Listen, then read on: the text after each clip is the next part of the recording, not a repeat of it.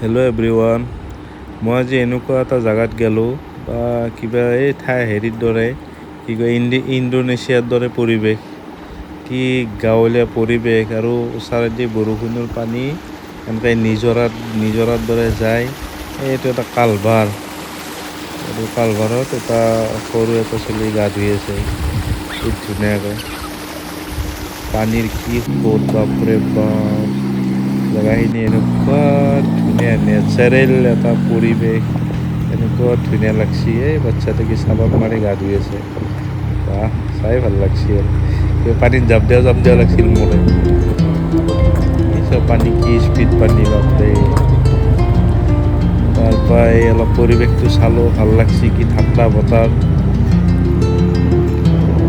গা পা ধোৱা চাই চলিৰ ভালে লাগছি।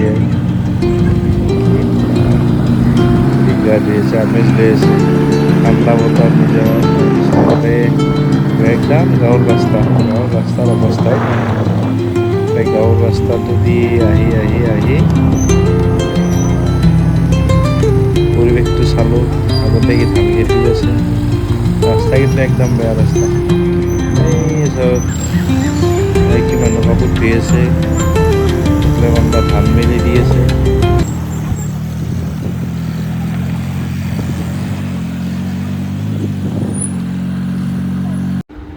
তাৰপৰা আহি থাকোঁতে এনেকৈ পানীৰ ওপৰত ধানৰ ওপৰতে এনেকৈ এটা মেচিন চলি থকা দেখা পালোঁ।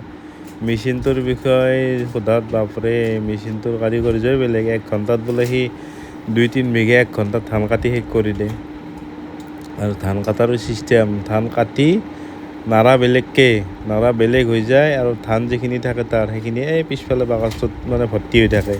তাৰপিছত এইডাল যিডাল পাইপ আছে, বগা পাইপডাল সন্মুখত, সেই পাইপডাল দি য'ত নামাব লাগে ধানখিনি একেলগত নামে। যোনে যেনেকৈ কোনোবাই ট্ৰেক্টৰত ভৰাই লয়, কোনোবাই বস্তাত ভৰাই লয়।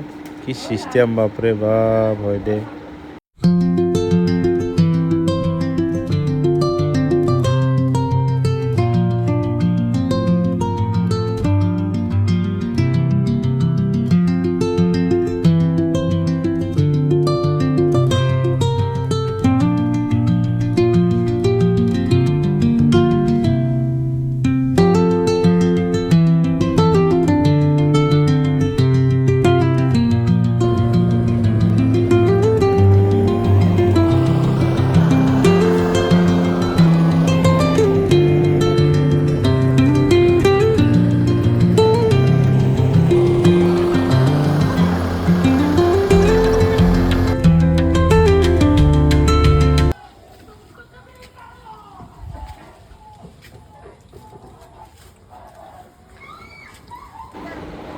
তাৰপিছত এনেকৈ চাই পেলাই আহি গাঁৱলীয়া দোকান এখনত অলপ বহিলোঁ, বহি পেলাই অলপ গ্ৰীণ মটৰ চটৰ খালোঁ, পানী খালোঁ।